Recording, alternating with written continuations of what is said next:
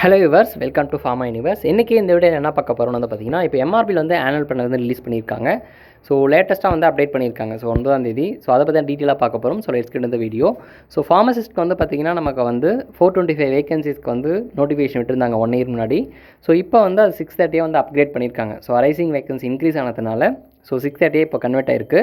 So in case exam delay ஆகும் பட்சத்தில் அதுவும் வந்து கண்டிப்பாக வந்து அதிகரிக்கும். ஸோ எக்ஸாமினேஷன் மெத்தட் மூலிமா தான் எக்ஸாம் வச்சு நம்ம எடுப்போம் அப்படின்னு நோட்டிஃபிகேஷன் விட்டுருந்தாங்க. ஸோ அதுக்கு அகேன்ஸ்டாக வந்து ஸோ ஆல்ரெடி டெம்பரவரியாக இருக்கிறவங்கள ரெகுலேட் பண்ணுங்கள் அப்படின்னு சொல்லி பெட்டிஷன் போனதுனால இப்போதைக்கு வந்து ஸ்டே இருக்கிறதுனால எக்ஸாம் வந்து 1 இயராக வந்து வைக்கல. ஸோ நமக்கு அப்டேட்டும் வந்து பார்த்திங்கன்னா இங்கே வந்து எப்போவுமே வந்து கோர்ட் கேஸ் பெண்டிங் அப்படின்னு தான் வந்து வந்திருந்தது. ஸோ இப்போ மட்டும் ஆர்டர்ஸ் அவைட்டட் ஃப்ரம் கவர்மெண்ட் அப்படின்னு வந்து வந்திருக்கு. ஸோ இதுக்கு முன்னாடியே வந்து பார்த்திங்கன்னா கோர்ட் கேஸ் பெண்டிங் அப்படின்றது லாஸ்ட் டைம் வந்து கோர்ட் கேஸ் அப்படின்னு தான் இருந்தது. ஸோ இப்போ இந்த மாதிரி வந்திருக்கு. ஸோ பட் எந்த அப்டேட்டுமே வந்து அஃபிஷியலாக வந்து கிடையாது. ஸோ இது வந்து விட்டுருக்காங்க. ஆனால் வந்து கோர்ட் கேஸ் இருக்கிறப்ப நமக்கு வந்து ஸ்டே இருக்கிறப்ப ஸ்பெசிஃபிக்காக ஸ்டே இருக்கிறப்ப எந்த ஒரு அஃபிஷியல் அனௌன்ஸ்மெண்ட்டும் வந்து விட மாட்டாங்க. ஸோ இப்போ வந்து ஒன்லி வந்து கேஸ் மட்டும் இருக்குது அப்படின்னா எக்ஸாம் கூட வைப்பாங்க. ஃபார் எக்ஸாம்பிளுக்கு இப்போ வந்து ஹெல்த் இன்ஸ்பெக்டருக்கு வந்து நமக்கு அதே மாதிரி அவங்க எக்ஸாம் எழுதி முடித்து அப்புறம் சிவி கூட முடிச்சிட்டாங்க. அதுக்கப்புறம் கோர்ட்டில் போட்டு ஸ்டே வாங்கிட்டாங்க. ஸோ கோர்ட்டில் ஸ்டே கொடுத்ததுனால அவங்களுக்கு வந்து அப்பாயின்மெண்ட் ஆர்டர் வந்து தள்ளி போச்சு. அவங்களுக்கு வந்து இதே மாதிரி தான் எக்ஸாம் வரும்போதே கேஸ் இருந்தது. அந்த கேஸ்லாம் முடிச்சுட்டு எக்ஸாம் எழுதுனாங்க. எக்ஸாம் எழுதுனதில் வந்து முறைகேடு இருக்குது அப்படின்னு வந்து பெட்டிஷன் போனதுனால ஸோ அப்போ வந்து அதுக்கு ரெக்டிஃபை பண்ணுற வரையும் நமக்கு வந்து கிளாரிஃபிகேஷன் வர வரையும் ஃபர்தராக அப்பாயின்மெண்ட் ஆர்டர் கொடுக்கக்கூடாதுன்னு சொல்லிட்டாங்க. ஸோ அதனால் சிவி முடிச்சுட்டு கூட அவங்களுக்கு வந்து அப்பாயின்மெண்ட் ஆர்டர் இன்னும் கொடுக்காம வச்சுருக்காங்க. பட் ரீசெண்டாக அவங்களுக்கும் வந்து அனௌன்ஸ்மெண்ட் வந்திருக்கு. ஸோ ஒரு குறிப்பிட்ட நபர்களை தவிர்த்து மற்ற எல்லாருக்குமே வந்து அப்பாயின்மெண்ட் ஆர்டர் வந்து கொடுக்கலாம் அப்படின்னு வந்து ஜட்ஜ்மெண்ட் வந்து வந்திருக்கு. ஸோ இதில் என்ன சொல்ல வரேன்னா, நமக்கு வந்து கோர்ட் கேஸ் இருந்தால் அது பிரச்சனை இல்லை. கோர்ட் கேஸ் இருந்தாலும் சில இப்போ வந்து நமக்கு ஹெல்த் இன்ஸ்பெக்டர் கோர்ட் கேஸ் இருக்குது, ஆனால் அப்பாயின்மெண்ட் ஆர்டர் கொடுக்க போகிறாங்க. அதே போல் நம்மளுக்கு ஃபார்மசிஸ்ட்க்கும் கோர்ட் கேஸ் இருந்து நமக்கு வந்து எக்ஸாம் வருமானா அது ஸ்டே இல்லாத பட்சத்தில் அந்த மாதிரி பாசிபிள் இருக்குது. ஆனால் ஸ்டே இருக்கும் பட்சத்தில் கண்டிப்பாக வந்து அந்த கேஸ் வந்து முடிஞ்சால் தான் நமக்கு வந்து நெக்ஸ்ட்டு ப்ராசஸே வந்து அஃபிஷியலாக வந்து வரும். ஸோ ஆல்ரெடி அவங்க எடுக்கிற ப்ராசஸ் எல்லாம் வந்து போயிட்டு இருக்கும். மற்றபடி அஃபிஷியலாக இப்போ நம்மளுக்கு வந்து நோட்டிஃபிகேஷன் விடுறது, ஃபர்தராக வந்து எக்ஸாமுக்கான ஆல் டிக்கெட் விடுறது, இந்த மாதிரி ப்ராசஸ் வந்து அஃபிஷியல் ப்ராசஸ் வந்து எப்போவுமே வந்து பண்ண மாட்டாங்க. ஸோ இப்போதைக்கு இந்த மாதிரி வந்ததுனால எக்ஸாம் வந்து உடனே வந்துடும் அப்படின்னா மேக்ஸிமம் பாசிபிளே கிடையாது. ஏன்னா கோர்ட் கேஸ் வந்து இன்னும் முடியல, ஸ்டே வந்து இன்னும் வெக்கேட் ஆகலை. ஸோ நமக்கு வந்து ஹை கோர்ட் முடிஞ்சு இப்போ சுப்ரீம் கோர்ட் போயிருக்கு. சுப்ரீம் கோர்ட்டில் வந்து எஸ்ஐபியும் ஃபைல் பண்ணியிருக்கு. ஸோ அதில் வந்து இம்ப்ளீடும் ஆகிருக்காங்க. ஸோ இம்ப்ளீட் ஆனவங்களுக்கே இன்டிமேட் பண்ணாமல் இம்ப்ளீட் ஆகிறதே அந்த இன்ஃபர்மேஷனை தெரிஞ்சுக்கணும் தான். ஸோ இப்போ வந்து ஆல்ரெடி நமக்கு எக்ஸாம் அப்ளை பண்ணவங்களும் இம்ப்ளீட் ஆகிருக்காங்க. ஸோ அவங்களுக்கு எந்த ஒரு ஃபர்தர் இன்டிமேஷனும் கொடுக்காம அந்த எக்ஸாம் ப்ராசஸை கூட நடக்கக்கூடாது. ஸோ அந்த இம்ப்ளீட் ஆகிறது வந்து அதோட பெனிஃபிட்டே அதுதான். ஸோ கண்டிப்பாக வந்து அந்த மாதிரி எந்த நியூஸுமே வரல. அதே போல் ஸ்டே இருக்கிறப்போ கவர்மெண்ட் வந்து நமக்கு வந்து எந்த ஒரு அஃபிஷியல் அனௌன்ஸ்மெண்ட்டும் மேக் பண்ண மாட்டாங்க. அது இல்லாமல் இப்போ வந்து எலெக்ஷன் வருது. ஸோ இன்னும் மேக்ஸிமம் 1 வீக்கில் வந்து கோட் ஆஃப் கண்டக்ட் வந்து இம்ப்ளிமெண்ட் பண்ண போகிறாங்க. ஸோ அனௌன்ஸ்மெண்ட் வந்து ஒரு 2 to 3 டேஸில் வந்துடும். So code of conduct implement பண்ணால் என்ன ஆகும்னா அஃபிஷியலாக கவர்மெண்ட் வந்து எந்த ஒரு ப்ராசஸுமே வந்து எந்த ஒரு ஸ்கீம்ஸையோ இல்லை எந்த ஒரு ப்ராசஸுமே வந்து இம்ப்ளிமெண்ட் பண்ணக்கூடாது, இன்க்ளூடிங் இந்த எக்ஸாம் தான். ரொம்பவே அது வந்து தேவைப்படும் பட்சத்தில் அது பீரியடாக வந்து எலெக்ஷன் கமிஷன் வந்து நம்ம இது வந்து நோட்டிஃபிகேஷன் விட்டு 1 இயர் ஆகிடுச்சு, ஸோ அதனால் நாங்கள் வந்து கண்டக்ட் பண்ணுறோம், இது ரொம்ப நீட் அப்படின்ற பட்சத்தில் நமக்கு வந்து எலெக்ஷன் கமிஷன்கிட்ட பர்மிஷன் வாங்கி அதுக்கு நம்ம வந்து பண்ணுவாங்களே தவிர மற்றபடி கவர்மெண்ட்டாக வந்து இனிஷியேட் பண்ண முடியாது. ஸோ கோட் ஆஃப் கண்டக்ட் வந்து இம்ப்ளிமெண்ட் பண்ணிட்டா. ஸோ அந்த மாதிரி ஸ்டெப்பை வந்து இப்போ இருக்கிற ப்ராசஸில் வந்து மேக்ஸிமம் வாய்ப்பே கிடையாது. ஸோ இந்த கோட் ஆஃப் கண்டக்ட் வந்து நமக்கு எலெக்ஷன் முடிஞ்சு அதுக்கப்புறம் வந்து ரிசல்ட் அனௌன்ஸ் பண்ணுற வரையுமே வந்து நமக்கு இருக்கும். ஸோ அதனால் வந்து ஒரு 3 months ப்ராசஸ் இது இந்த எலெக்ஷன். ஸோ அதனால் வந்து நமக்கு மேக்ஸிமம் இந்த 3 months வந்து எக்ஸாம் வராது. இந்த ஆர்டர்ஸ் அவைட்டட் ஃப்ரம் கவர்மெண்ட்ன்றது இப்போ மட்டும் தான் வந்திருக்கானா கிடையாது. நமக்கு எம்ஆர்பி நோட்டிஃபிகேஷன் விடுறதுக்கு முன்னாடியே வந்து அது வந்திருக்கு. ஸோ நம்ம சேனல்லே வந்து வீடியோ வந்து போட்டிருப்போம். அது எப்படி இருந்ததுன்னா 420 வேகன்சி இருக்குது. அது நமக்கு எம்ஆர்பியில் 4 டிபார்ட்மெண்ட் இருக்குது இல்லைங்களா, medical college hospital, DME, DMS, DPH, அதுக்கப்புறம் இஎஸ்ஐசி இருக்குது. ஸோ அவங்கக்கிட்ட அஃபிஷியலாக வந்து அதாவது எம்ஆர்பின்றது ஒரு ரெக்ரூட்மெண்ட் போர்டு தான். அது வந்து ஒரு ஹெச்ஆர் டிபார்ட்மெண்ட் வச்சுக்கோங்க. இப்போ நம்ம வந்து ஹாஸ்பிட்டல்ஸ் எல்லாம் வந்து டிஃப்ரெண்ட் டைப் ஆஃப் ஹாஸ்பிட்டல்ஸ் இருக்குது. ஸோ அவங்கக்கிட்ட வந்து இன்னும் ரிக்வஸ்ட் வரல. ஸோ வந்தவுடனே நாங்கள் வந்து எங்களுக்கான நோட்டிஃபிகேஷன் விடுவோம் அப்படின்ற ஒரு மீனிங்கில் எம்ஆர்பி வந்து ஒரு டைம் வந்து நமக்கு ஃபார்மசிஸ்க்கு இப்படி வந்து விட்டுருந்தாங்க.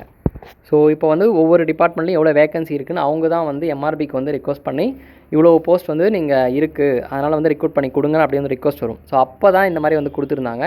அதுக்கப்புறம் 1 இயர் கழிச்சு நம்மளுக்கு மறுபடியும் இந்த மாதிரி வந்திருக்கு. பட் இதுக்கான மீனிங் வந்து இப்போதைக்கு வந்து எக்ஸாக்டாக நம்மளுக்கு எக்ஸாம் வந்துடும் அப்படின்றத வந்து மீன் பண்ணலை இது. ஸோ கோர்ட் கேஸ் வந்து பெண்டிங் இருக்குது. ஸ்டே இருக்கிறப்ப எந்த ப்ராசஸும் எடுக்க மாட்டாங்க. இன்கேஸ் ஸ்டே வெக்கேட் ஆகிட்டு கோர்ட் கேஸ் மட்டும் கண்டினியூ ஆனால் கூட எக்ஸாம் வந்து வைக்க வாய்ப்பு இருக்குது. ஆனால் இப்போ ஸ்டே வந்து கண்டினியூ ஆகிறதுனால ஸோ அந்த ப்ராசஸும் வந்து கண்டிப்பாக இருக்காது. ஸோ அதுக்கப்புறம் இன்னொரு டவுட் வந்து நிறைய பேருக்கு வந்து வந்திருக்கும். ஸோ அது வந்து பார்த்திங்கன்னா இப்போ வந்து டெம்பரவரியாக தான் எடுக்கணும், பர்மனெண்ட் ஆகிட்டு தான் வந்து தமிழ்நாட்டில் வந்து பட்ஜெட் கிடையாது, ஸோ அதனால் வந்து எல்லாமே டெம்பரரியில் வந்து ஃபில் பண்ணுங்கள் அப்படின்னு அதிகாரிகள் சொன்னதாக வந்து ஒரு நியூஸ் வந்து சர்க்குலேட் ஆகிட்டு இருக்குது. ஸோ இது வந்து கண்டிப்பாக வந்து இந்த 630 வேகன்சி வந்து அஃபெக்ட் பண்ணாது. ஸோ ஏன்னா இந்த 630 வேகன்சின்றது ரெகுலர் வேகன்சியாக போஸ்ட் சேங்ஷன் ஆகிருக்கு. ஸோ இதுக்கு வந்து ஆல்ரெடி வந்து ஒரு பட்ஜெட் வந்து அலாட் ஆகிருக்கும். ஸோ ஏன்னா இது வந்து ரெகுலர் போஸ்ட்டாக கன்சிடர் பண்ணதுனால இன்கேஸ் எப்போ ஜாயின் பண்ணாலும் இப்போ இவங்களுக்கு இவ்வளோ சேலரி தேவைப்படும் அப்படின்றதுனால இது வந்து ப்ரீ பிளான்டு பட்ஜெட் தான். அதனால் இது வந்து அஃபெக்ட் ஆகாது. ஸோ இது எப்படி அஃபெக்ட் ஆகும் அப்படின்னு வந்து பார்த்திங்கன்னா, இப்போ ஃபார் எக்ஸாம்பிளுக்கு இப்போது நம்ம வந்து ஹாஸ்பிட்டல் ஃபார்மசியில் கூட நீங்களும் படிச்சிருப்பீங்க. இப்போ வந்து பேஸ்ட் ஆன் த பெட்ஸ் தான் வந்து நமக்கு வந்து ஃபார்மசிஸ்ட் வந்து தேவை.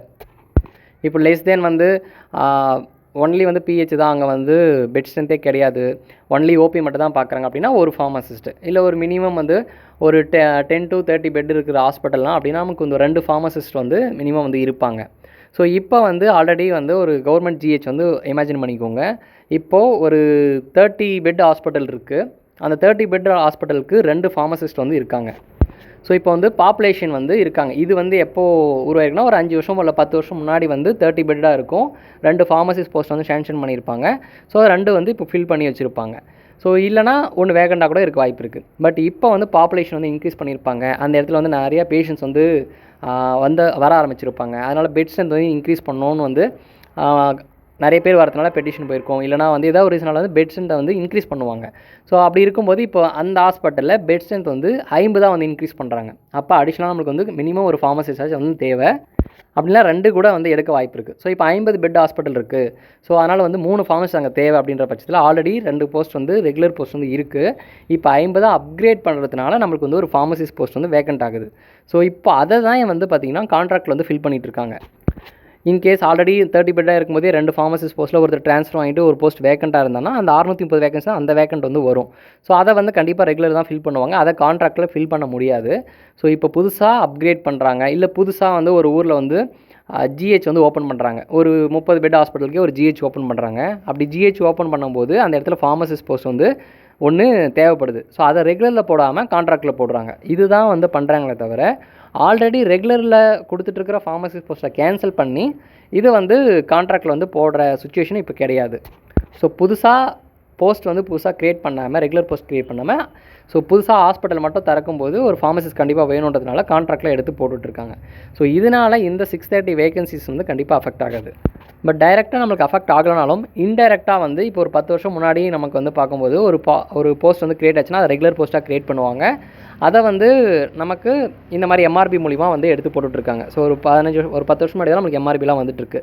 ஸோ ஏதாச்சும் ஒரு ஸ்கீம் ஓப்பன் பண்ணுறாங்க. ஃபார் எக்ஸாம்பிளுக்கு எல்லாருக்கும் தெரியும் மக்களை தேடி மருத்துவம்னு சொல்லிட்டு வீடாக சொல்லி பிபி டேப்லெட்டு, சுகர் டேப்லெட்லாம் வந்து வீடுக்கே போய் கொடுப்பாங்க. ஸோ அது வந்து நர்சஸ் வந்து பார்த்துக்கிறாங்க. ஸோ அதெல்லாம் வந்து கான்ட்ராக்டில் எடுத்து பார்ப்பாங்க.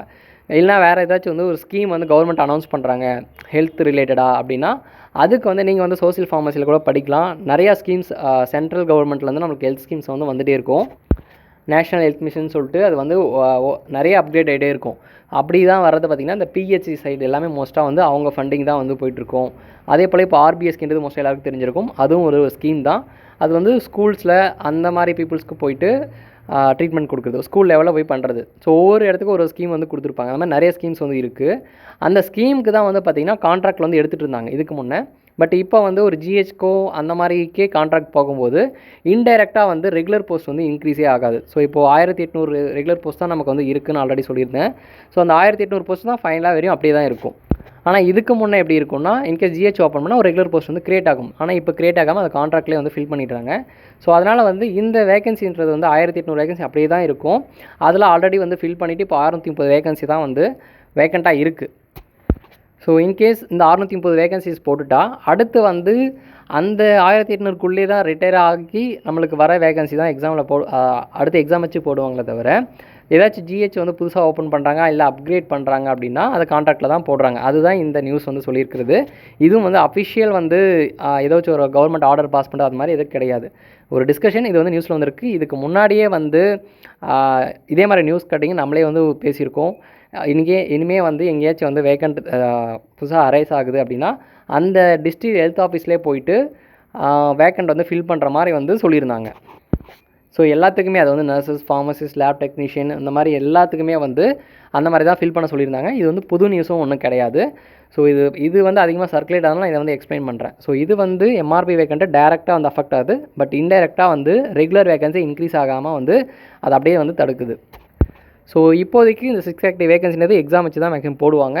ஸோ அது வந்து கோர்ட் கேஸ் வந்து கம்ப்ளீட்டாக முடியணும். அப்படி இல்லைனா ஸ்டே வந்து ரிமூவ் ஆகணும். இந்த 2 சிச்சுவேஷன் இருந்தால் தான் வந்து இப்போதைக்கு அது வந்து பாசிபிள்.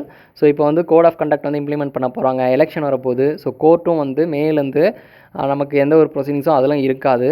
ஸோ இன்கேஸ் வந்து இப்போது அடுத்த 1 மந்தில் ஜட்மெண்ட் வந்தாலும் அதை இம்ப்ளிமெண்ட் பண்ணுறதுக்கும் கவர்மெண்ட் கிட்ட பவர் கிடையாது. ஸோ இந்த சிச்சுவேஷன்லாம் வச்சு தான் நான் ஒரு 3 மந்த் வந்து எக்ஸாம் வராது அப்படின்னு வந்து சொல்கிறேன். ஸோ கண்டிப்பாக வந்து இந்த வீடியோ வந்து யூஸ்ஃபுல்லாக இருக்கும்னு நம்புகிறேன். அது இல்லாமல் இன்னொரு டவுட்டு, நியூ வேகன்சி வர வாய்ப்பு இருக்கான்ட்டு மேக்ஸிமம் நிறைய சான்சஸ் இருக்குது. ஸோ ஆல்ரெடி 1 இயர் கம்ப்ளீட் ஆயிடுச்சு. இன்கேஸ் வந்து இப்போது 3 மாதம் கழித்து நம்மளுக்கு வந்து எக்ஸாம் வச்சு போடுறாங்க அப்படின்னு ஒரு ஆர்டர் வந்தாலும் ஆல்ரெடி முடித்தவங்க நிறைய பேர் இருக்காங்க. ஸோ 2025 நோட்டிஃபிகேஷன் விட்டாலும் 2005க்கு அப்புறமே வந்து நமக்கு நிறைய பேர் வந்து நிறைய பேட்சஸ் வந்து வந்திருக்கு. D pharm, B pharm. So அந்த மாதிரி வந்து வரும்போது ஸோ அவங்க வந்து ரிக்வஸ்ட் பண்ணும்போதோ இல்லை வந்து கவர்மெண்ட்டே வந்து ரொம்ப டிலே ஆனதுனால வந்து மறுபடியும் ரீஓப்பன் பண்ணுற வாய்ப்போ அதிகமாகவே இருக்குது. ஸோ ஏன்னா இதுக்கு முன்னாடி அப்படி தான் நடந்தது. 2019 நோட்டிஃபிகேஷன் விட்டுருந்தாங்க. மறுபடியும் 2022 தான் வந்து ஃபைனலாக ஆச்சு எக்ஸாம் வைக்கணும்னுட்டு. அப்போ 2024 மறுபடியும் நியூ நோட்டிஃபிகேஷன் விட்டாங்க.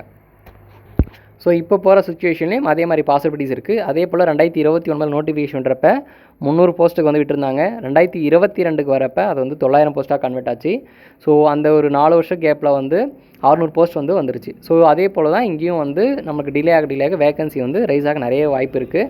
ஸோ கண்டிப்பாக வந்து அதை மைண்டில் வச்சுக்கோங்க. ஸோ படிக்கிறது கண்டிப்பாக படிக்கணும். அது பார்ட் டைமாக படிக்கிறதும் ஃபுல் டைமாக படிக்கிறதும் உங்களோட பர்சனல் சாய்ஸ். பட் படிக்கிறது வந்து கண்டிப்பாக ஒரு சாய்ஸாக வச்சுக்கோங்க. கண்டிப்பாக இந்த வீடியோ யூஸ்ஃபுல்லாக இருக்கும் நம்பர் யூஸ்ஃபுல்லாக இருந்தால் லைக் பண்ணுங்கள். வேறு யாருக்குன்னா யூஸ்ஃபுல்லாக இருக்கும்னு நினச்சினா கண்டிப்பாக உங்களுக்கு வந்து ஷேர் பண்ணி விடுங்க. உங்கள் ஃப்ரெண்டு யாராச்சும் எம்ஆர்பி வந்து அப்ளை பண்ணிவிட்டு படிக்கலாமா வேண்டாமா, வேலைக்கு போகலாமா வேண்டாமா, இந்த மாதிரி நிறைய குழப்பத்தில் வந்து நம்மளே பார்க்க முடியுது. ஸோ கண்டிப்பாக இந்த வீடியோ ஷேர் பண்ணி விடுங்க. கண்டிப்பாக உங்களுக்கு ஒரு கிளாரிட்டி கிடைக்கும்னு நம்புகிறேன். ஸோ ஏதாச்சும் டவுட்னா வந்து மறக்காமல் வந்து கமெண்ட் பண்ணுங்கள். தேங்க்யூ ஃபார் வாட்சிங் திஸ் வீடியோ. ஃபர்தராக ஏதாச்சும் நம்ம அப்டேட்க்கு ஃபார்மா யூனிவர்ஸ் சேனலை மறக்காமல் சப்ஸ்கிரைப் பண்ணி வச்சுக்கோங்க. எல்லா எம்ஆர்பி ரிலேட்டடான அப்டேட்டும் வந்து ஒன்று கூட வந்து போஸ்ட் பண்ணிடுவோம். வாட்ஸ்அப் குரூப்பும் இருக்குது. ஸோ லிங்க் வந்து டிஸ்கிரிப்ஷனில் கொடுக்குறேன். ஸோ நம்ம வீடியோ மேக் பண்ணுறதுக்கு முன்னாடியே எல்லா அப்டேட்டும் வாட்ஸ்அப்லேயும் வந்து டேரெக்டாக வந்து ஷேர் பண்ணிவிடுவோம். ஸோ ஜாயின் பண்ணாதவங்க ஜாயின் பண்ணிக்கோங்க. தேங்க்யூ ஃபார் வாட்சிங் திஸ் வீடியோ.